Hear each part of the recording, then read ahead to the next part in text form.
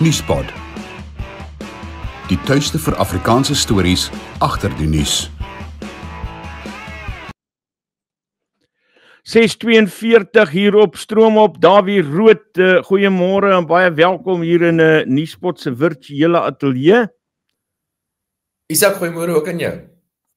Ek wil vir jou links skuif want jou gesig is bietjie agter daai ding in daar sy.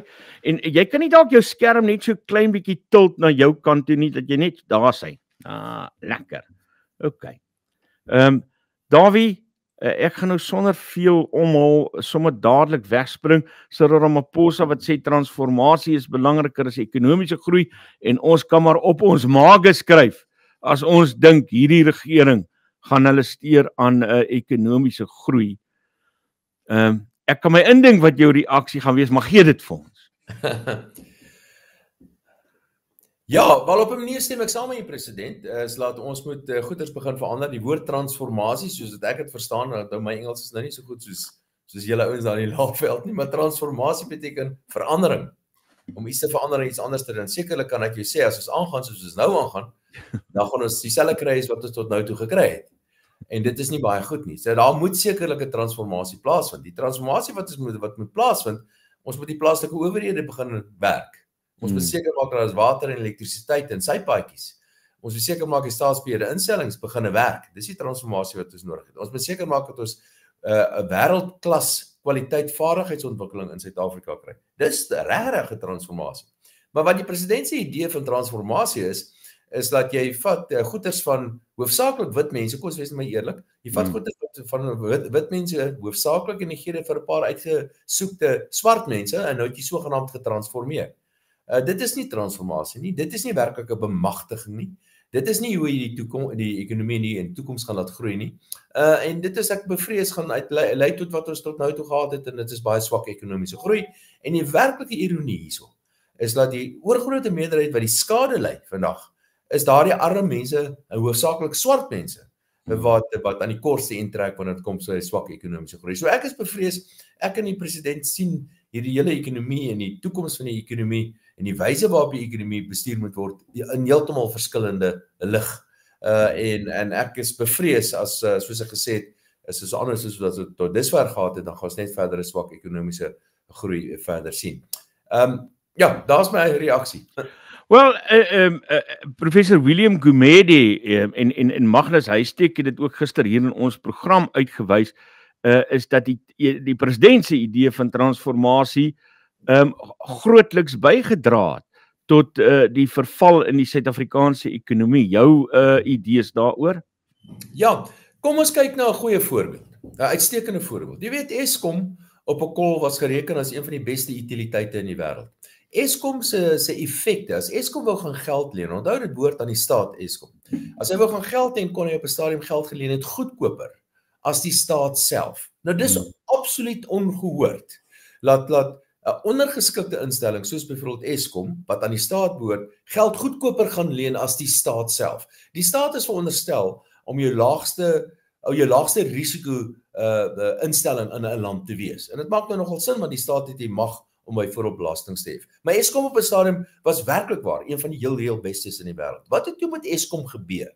Eskom, hierdie wonderlike masjien, hierdie grootste stuk kapitaal is in 'n groot mate net vir die wolwe gegooi. Sogenaamde swart ekonomiese bemagtiging is op 'n groot skaal toegepas op Eskom. Kaderontplooiing het plaasgevind by Eskom. Die ding is in die afgrond in bestuur.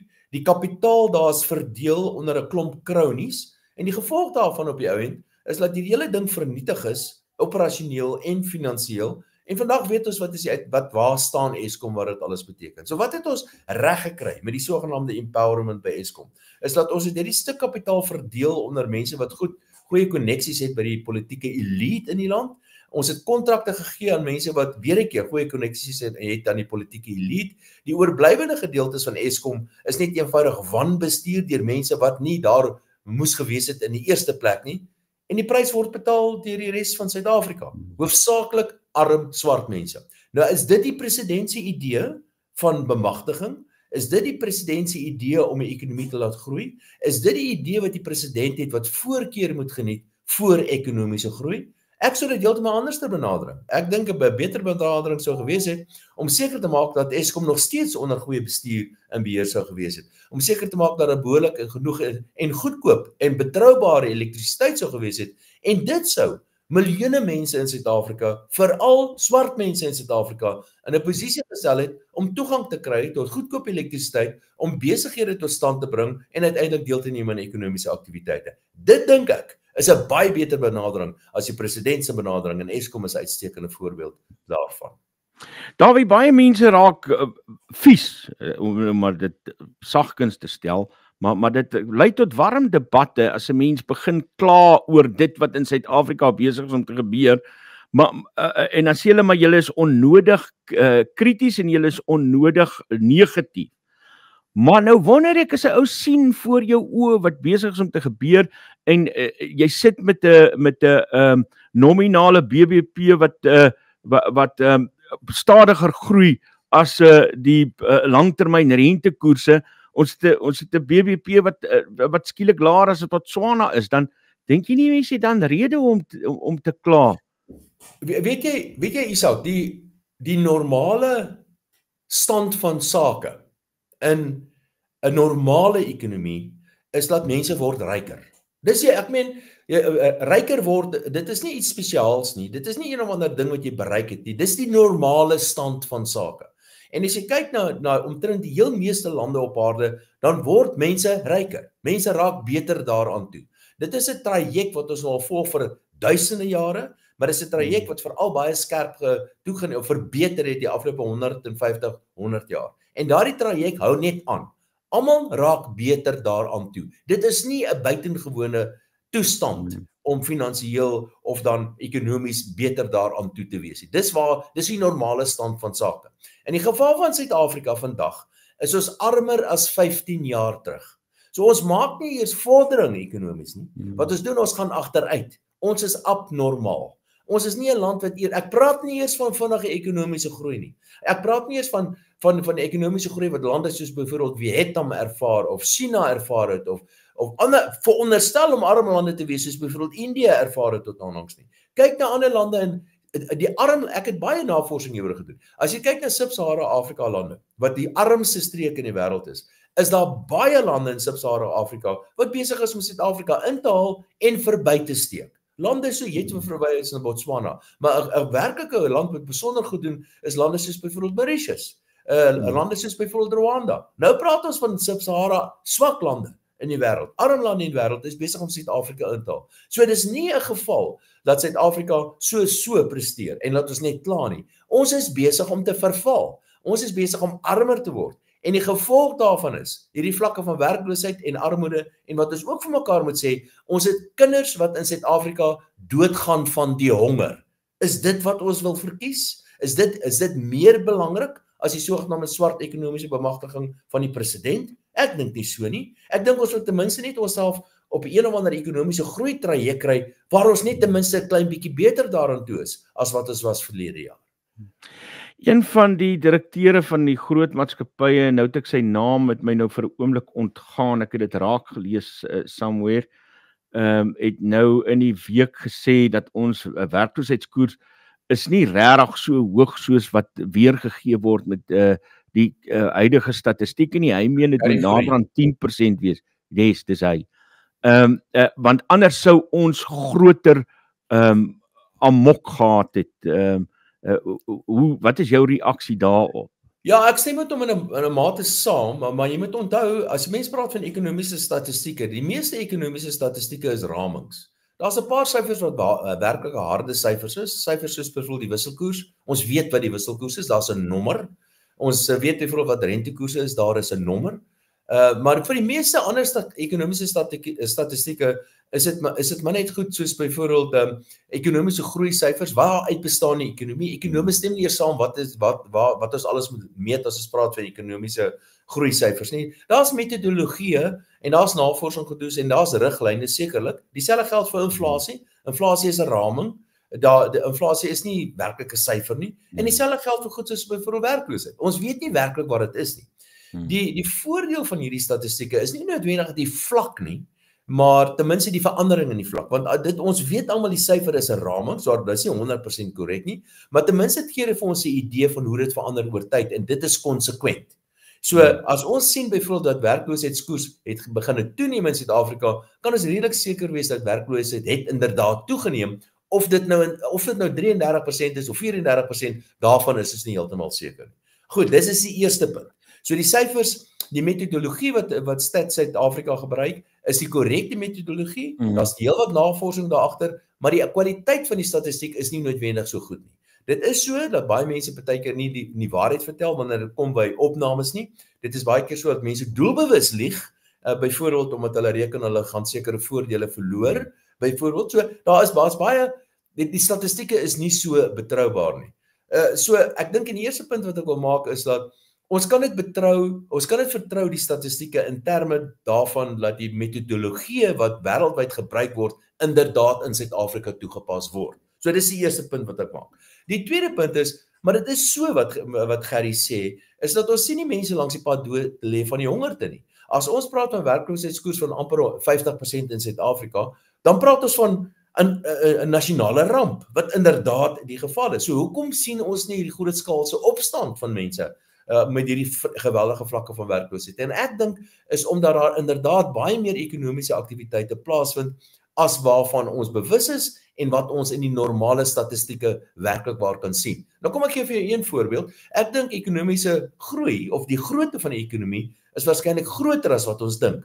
'n Groot stuk ekonomiese aktiwiteit wat ek weet nie gevang word in ekonomiese aktiwiteit in die amptelike statistiek nie, is baie mense huur kamers uit. Veral in die informele nedersettings. 'n Kamer agter in jou shack word uitgehuur aan iemand anderster vir 50 of 100 rand 'n maand en daardie statistieke kom nêrens ter vorm dit deel van ekonomiese aktiwiteite nie en nogtans is dit deel van ekonomiese aktiwiteite. Of 'n gogo wat besig is om pannekoek te bak of vetkoeke te bak en dit miskien aan mense te verkoop in 'n township byvoorbeeld. Dis alles deel van die ekonomiese statistieke wat ook nie deel is van die amptelike syfers nie. So ja, ek stem met hom saam is dat onthou dit is ekonomiese statistieke wat baie wat in baie gevalle bevraagteken kan word en ek dink as mens werklikbaar meer inligting het, dan gaan jy agterkom dat ons ekonomie is waarskynlik groter as wat ons dink en ons werkloosheidskoers is waarskynlik laer as wat ons dink. Dit beteken nie dat ons kan nie die ander statistieke gebruik nie, ons kan nog steeds, soos wat ek gesê het, dis meer die verandering in die statistiek wat belangrik is as die werklike vlak van goed soos byvoorbeeld werkloosheid. Ek onthou in 'n onderhoud wat ek met jou gehad het toe ek nog by Monitor was, so kort na Cyril Ramaphosa tot president verkies is. Was ek vir 'n oomblik so ontsteld geweest omdat jy so sleg gedink het van Cyril Ramaphosa en jy het gesê hy's onbreekbaar en ruggraatloos. Ek het intussen my idee aangepas en dit begrawe van my idee oor Cyril Ramaphosa amptelik begrawe hier op my kanaal. Maar wat ek vir jou wil vra is dit is opvallend as 'n mens nou gaan kyk na verslae soos die van William Gumede, die artikel wat Magnus Huystek geskryf het en 'n klompie ander uitlatings dat die baie groot deel van hierdie verval waarvan ons praat in die amptetermyn van Cyril Ramaphosa plaasvind. Maar kom ons wees nou maar eerlik, hy is deel van die probleem. Hy was deel gewees van die Zuma jare, die sogenaamde state capture jare. Hy was die kaptein van die sogenaamde war room by Eskom. Toe was die eerste keer toe Eskom besig was om in duie te stort. Hy was daar. En nou op 'n of ander manier probeer hy homself verontskuldig en hy probeer een of ander ek meen dit is sy skuld. Dis sy skuld, dis die ANC se skuld. Kom ons sê dit maar reguit en eerlik. Moet nou nie gaan myself en jouself probeer verontskuldig hierso en sê dis die tyd om weet jy die beste van die ANC, hier's 'n goeie voorbeeld. Moet jy die BTW sirkus wat ons ervaar het met die begroting. Die ANC minister, die minister van Finansies, Enoch Godongwana, hy het 'n BTW verhoging voorgestel. Die ANC het hom aanvanklik ondersteun. Op die ou end met al die sirkus en alles wat plaasgevind het, kom die ANC uit en hulle eis krediet daarvoor dat hulle verhoed het dat BTW verhoog word. Maar dink hulle ons het gras in ons koppe? Ek kan dit nie glo nie. Ek kan dit nie glo nie. Hierdie mense, die ANC, dit is hulle skuld dat die plaaslike owerhede verval het soos wat dit verval het. Gaan vergelyk ANC bestuurde plaaslike owerhede met DA bestuurde plaaslike owerhede. Gaan kyk wat sê die ouditeur-generaal daaroor. Gaan kyk wie is in beheer van die staatsbeheerde instellings. Is dit ANC kaders of is dit nie? En kyk wat het gebeur met die staatsbeheerde instellings. Gaan kyk wat is besig om te gebeur met die staat se finansies, wat ek ontleed in fyn detail en wat ek en jy hoeveel keer al bespreek het. Wie was in beheer daarvan gewees? Die minister van Finansies is 'n ANC minister. Die vorige een wat 'n rampspoedige minister van Finansies was, Gordon, almal het hierdie verskriklike ophef van hom gemaak, maar hy was 'n rampspoedige minister van Finansies. Gaan kyk na die syfers. Wie was sy president gewees? Wie was sy adjunkt president gewees?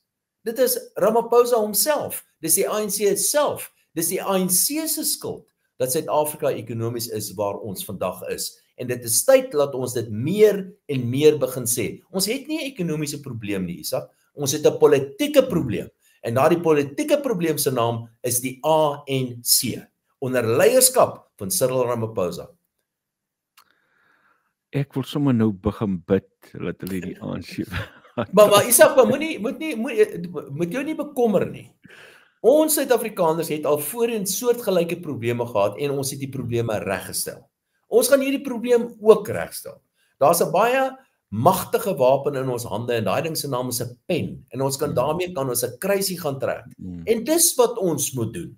Raak ontslae van hierdie onvermoënde, korrupte politieke leiers wat mense van die paaie afdruk en wat hulle bloulig bendes gebruik om mense aan te rand langs die pad. Raak ontslae van hulle en kry verantwoordelike politieke leierskap. En ek dink ons is besig om dit te doen.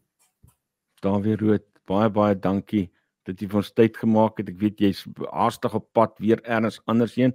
Ek waardeer dit baie. Dankie Dawie. Altyd lekker met jou te praat hier. Groetnis. Dawie Rood, ek voel nou sommer weer geïnspireerd. Freaking makmoegoes moet van hulle ontslaa raak. Ek gaan 'n gebedsgroep begin. Ons hier op Nuuspot elke oggend by mekaar kom. Dan bid ons dat hulle die ANC voor die einde van die jaar moet wegsmelt of so iets. Net hierna dan sit ek het gisteraand laat met Chris Wyatt gesels om te hoor wat gaan daar in Amerika aan en hoe hulle daaroor dink. Hou vas.